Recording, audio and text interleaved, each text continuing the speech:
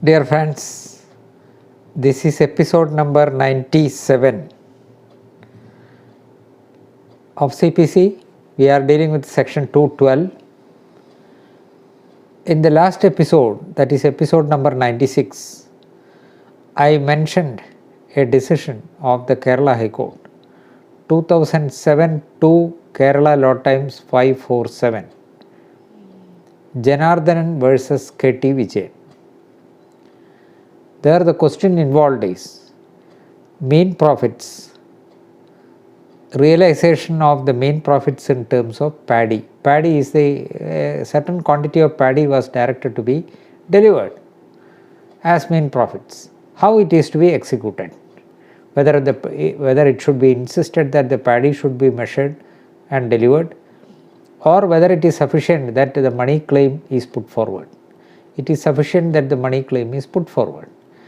Then another question arises. Suppose mean profits is decreed. A particular amount of produce, agricultural produce, say for example paddy or coconuts or any other thing, cardamom or any other thing. A particular measurement, a particular quantity is directed to be given every year. What is the amount to be paid, how the calculation is to be made, whether it is on the date of decree or date of plaint or date of execution petition or date when it is actually paid or when the executing court ordered payment, what is the exact date? That is a question which was considered by a full bench of the Kerala High Court in 1954 Kerala Law Times 463, Ausep and others. Ausep and others versus Shauriyar Thomman. I just cited in the previous episode, just I am repeating it. The realization of mean profits in terms of paddy would be realized only by claiming the value of paddy at the rate prevailing when the judgmentor was liable to deliver the paddy, and it was decreed the value of paddy at the time of passing the order of the executing court need not be taken into account. Why? Because when the liability arises, was liable to deliver, suppose he is the judgmentor is liable to deliver a particular amount of agricultural produce in 2018, 19, 20 and 21, let us take it. The value at that time is relevant and not at the time when the plaint is presented, not at the time when the decree is passed, not at the time when the execution petition is filed, or at the time when the executing court passed the order, or at the time when it is actually delivered. If any of these dates is taken as the relevant date, it is likely to arise in fluctuation of price. Therefore, the payment according to the judgmentor will be convenient to him when the price is low, or when the price goes up, shoots up like anything. The decree holder will file the execution petition then, so that it is not certain. What is certain is the date on which the liability arises. So if it is 2015 price, likewise 16 or 20 as the case may be. That is what is held by the court. The contention raised by the revision petitioner is that the rate adopted by the executing court for paddy is low.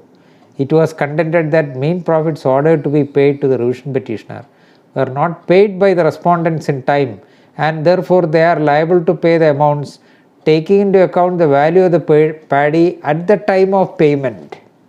This is the contention. How it is dealt with?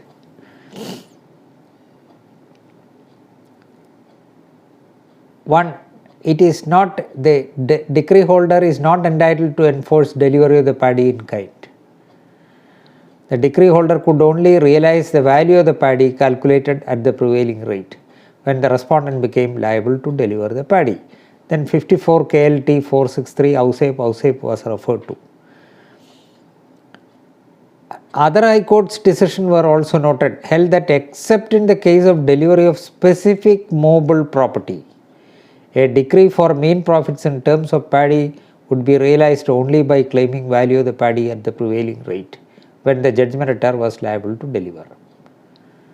Suppose specific item of movable property is unique, it is so valuable, it cannot be compensated in terms of money, then that particular item should be delivered. Now the full bench took the view, I will read a few portions from the full bench.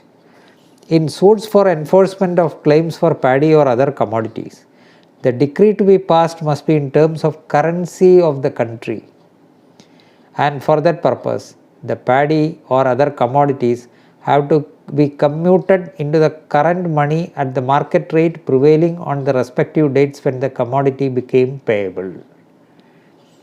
This rule is to govern all such cases, irrespective of any consideration whether the claim is for damages arising out of tort, or for damages to be ascertained for breach of contract, or whether the claim is for recovery of paddy due under certain transaction in paddy or other commodities, or whether the claim is for recovery of paddy due by way of rent, michavaram, patam, that is a certain type of lease payable by tenant to his landlord. In the matter of enforcement of decree directing payment of paddy or other commodity also, the enforcement of such decree should be in terms of current money, and for that purpose the paddy or other commodity would be commuted into money at the market rate prevailing on the respective dates when the paddy or other commodity became payable. Another claim of the revision petitioner is with respect to interest. 54 KLT, it goes on further to add, the final decree passed in the case on hand does not provide for payment of interest. Then what will happen? Mean profits, the definition includes interest, but that is not awarded. Then what will happen? The full bench said, definition states that mean profits of property means those profits which the person in wrongful possession of such property actually received or might with ordinary diligence have received therefrom, together with interest on such profits. Consistent with this definition, it is for the trial court, while passing the final decree, fixing the quantum of mean profits, to decide on the question of interest that may be allowed on the amount of profits. When such decree is clear and unambiguous, it will be incompetent for the executing court to modify it by making a provision for awarding future interest also. If on the other hand the decree is capable of sustaining construction that the question of interest is left to the discretion of the executing court, it may be open to that court to exercise such discretion in favor of the decree holder and to allow him interest. Now, in 54 KLT, the definition of mean profits was the same as it is now. Therefore, I relied on that full bench and decided the case accordingly in 2007 2 KLT 547. Next is ILR 1995 2 Kerala 493. It is reported in KLT also 1995 1 KLT 40 by Justice P.K. Balasubramaniam. Justice Balasubramaniam retired as a judge of the Supreme Court. Purushothaman versus Tulasi. Purushothaman versus Tulasi. Title passes to the plaintiff on execution of the sale deed pursuant to the decree of specific performance. 1 point decided. Specific performance of contract in respect of an item of immovable property. Suppose the plaintiff is the buyer. He filed a suit for specific performance of the agreement for sale. Decree is passed. When does the title to the property passes? Only on execution of the sale deed. Liability for mean profits arises only when the title passes to the plaintiff. So, I agreed to purchase your property. You are in possession. You are bound to execute the sale deed in my favor. You fail to do so. I file a suit. Suit is decreed. And you are directed to execute the sale deed and it was executed accordingly. The liability to pay main profits arises only after execution of the sale deed in my favor. So therefore, you are liable to pay main profits in wrongful possession only then. The appellant is the facts are, appellant is the plaintiff, he sued for specific performance. Agreement was in 1985, price was 19,000 and advance so and so. Defendant was to execute the sale deed on or before 7/1/86 after receiving the balance consideration. Plaintiff was ready and willing to perform. Defendant did not perform the contract. So the plaintiff filed the suit on 8/1/86. Last date for execution as fixed in the agreement was 7/1. Since the defendant did not do it, he filed the suit on 8/1/86. The agreement was in 1985. The plaintiff deposited the balance consideration in court immediately. He claimed a particular amount as damages for the delay of performance. During trial, he claimed that he was entitled to main profits. Then this question was considered. Paragraph 6 of that judgment. Main profits by its very definition postulates the possession of the person concerned is wrongful. The possession of the defendant in this case would become wrongful only on the title to the property being conveyed to the plaintiff. It is clear from section 54 of the Transfer of Property Act that an agreement for sale does not create any interest in or charge on the property agreed to be sold. Title passes only on execution of the registered instrument transferring the title. It is therefore clear that unless and until the deed of sale is executed in favor of the plaintiff pursuant to the decree for specific performance, title to the property would not pass to the plaintiff. That no liability for main profits would arise merely on the grant of decree for specific performance. And it is clear from the decisions reported in AER 1956 Calcutta 147, AER 1966 Mysore 215. Those decisions were relied on. Even on the passing of a decree for specific performance, no title passes until a conveyance is actually executed by the defendant in obedience to the decree or by the court in execution of the decree. Until the title actually passes to the plaintiff, the defendant continues to be the owner of the property and he cannot be said to be in unlawful possession thereof and therefore liable for main profits. He is not liable. Tested in that light, it would not be possible to grant the plaintiff a decree for main profits prior to the sale deed being executed in his favor in execution of the decree for specific performance. This is the dictum laid down. And another view taken, I am not citing it as such because there are certain areas where I do not find it is correct, view is fully correct. But the point decided is in a partition suit, if you are interested, you may read it, AER 1991 Kerala 94, AER 1991 Kerala 94, Muhammad Hanifa versus Sara Umma. What is held is that in a suit for partition, it is with main profits claimed, main profits decreed. What is the nature of these profits? See, I am a sharer, I am out of possession, or you are not accounting, the other sharers are not accounting for the profits to me. So I file a suit for partition. I also claim the profits. What is I am entitled to? I am entitled to the share, also I am entitled to the profits which was received by the other sharers or sharer or sharers. I am entitled to my proportionate share of profits also. What is the nature of these profits? Is it main profits or merely profits? The learned judge said that it is only profits, not main profits. Then a further question was decided whether Suppose no cultivation is being done in the property. No profit is actually derived by the co-sharer who was in possession exclusively and who did not account the profits to the other sharers. According to the learned judge, the person who is in possession is not liable because he did not get any profits. I am not sure whether it is fully correct. Anyhow, that is the view taken is that it is not mean profits. True, it is not mean profits. Mean profits means a person in wrongful possession. A co-owner is in possession.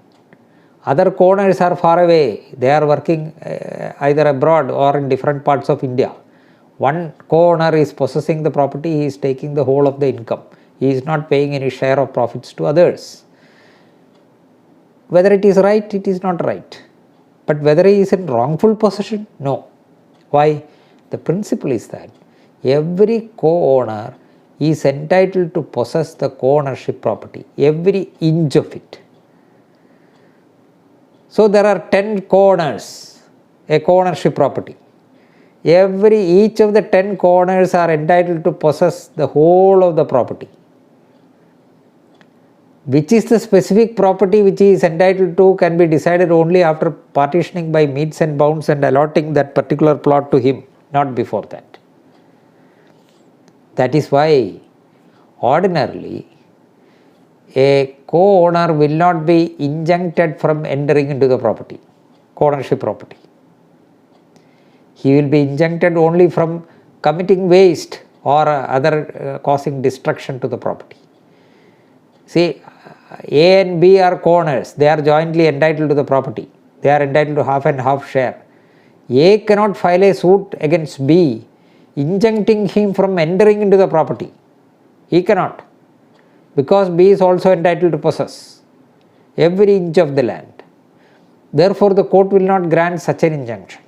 But suppose B wants to cut down valuable trees, pull down constructions and destroy the property and diminish the value of the property, he can be injuncted like that, not otherwise. So this is the principle. Then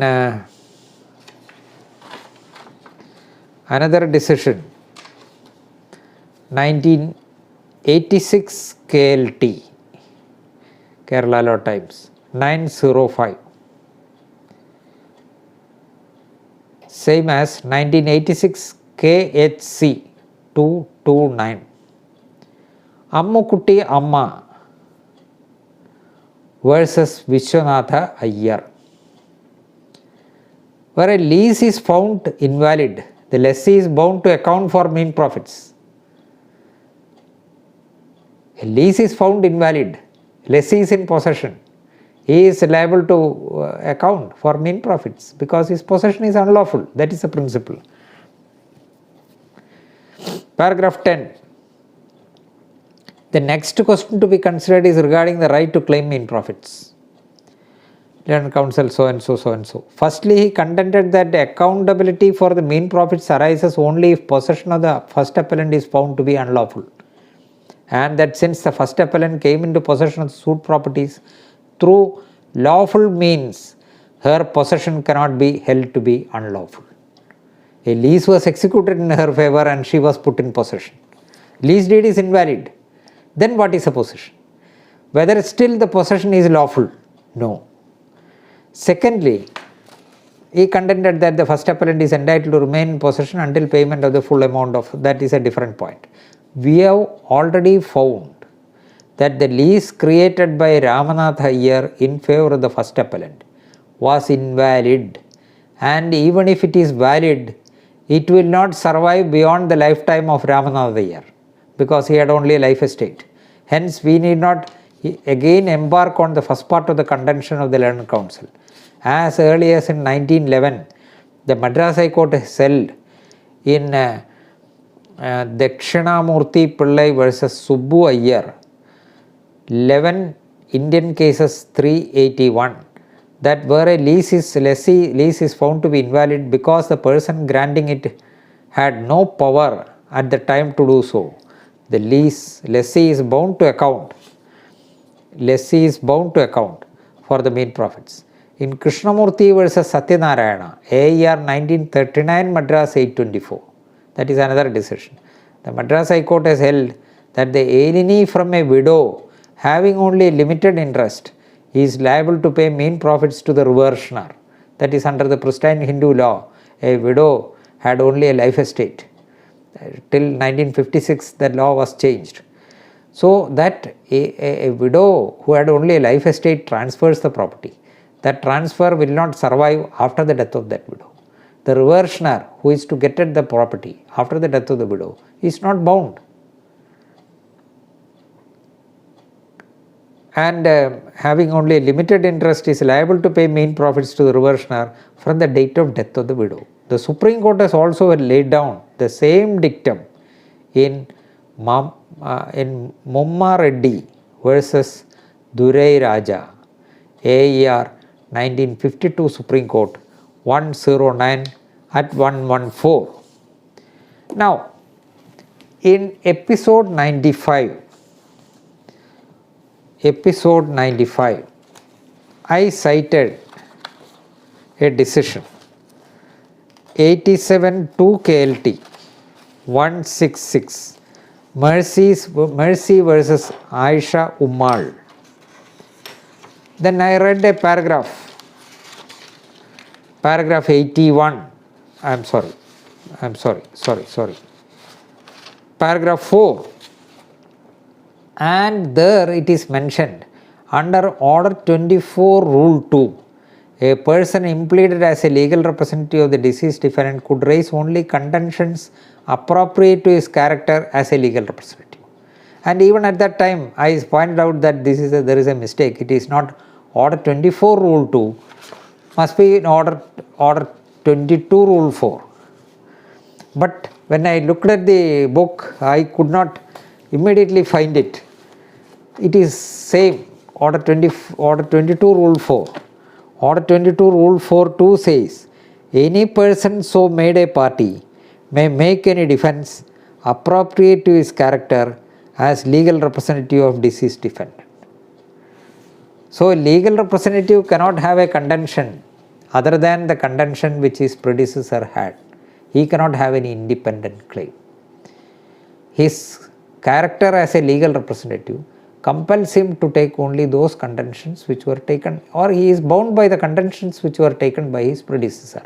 Suppose A is a party, A and B suit, B is the defendant. B filed a written statement, took up a defense specific.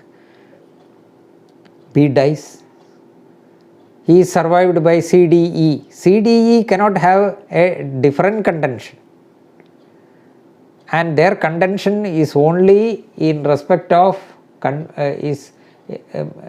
appropriate to his character as a legal representative. Appropriate to his character as a legal representative.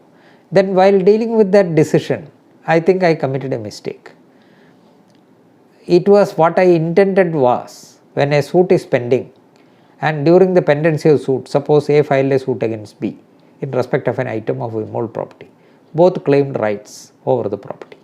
B, the defendant, assigned the property to C during the pendency of the suit. It is C cannot as of right get himself impleaded. It is only with the leave of the court he can be impleaded. There is no harm. If the court finds that his presence is all right, then he can be impleaded. Suppose nobody is impleaded, C is not impleaded. A filed the suit against B, and A does not know whether B has assigned the property, transferred the property to C, and a decree is passed against B. It is binding on C. It is lis pendens. Section 52 of the Transfer of Property Act will apply.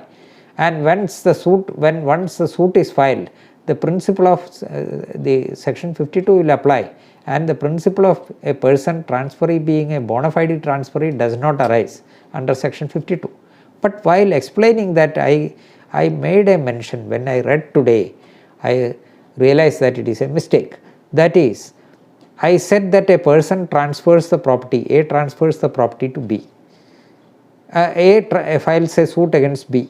A had transferred the property to C even before suit. Still, A can file a suit against B to protect the interest of C. That is what I said. That is during the pendency of the suit. If A had already transferred, A had no right to institute a suit because he had no title at that time.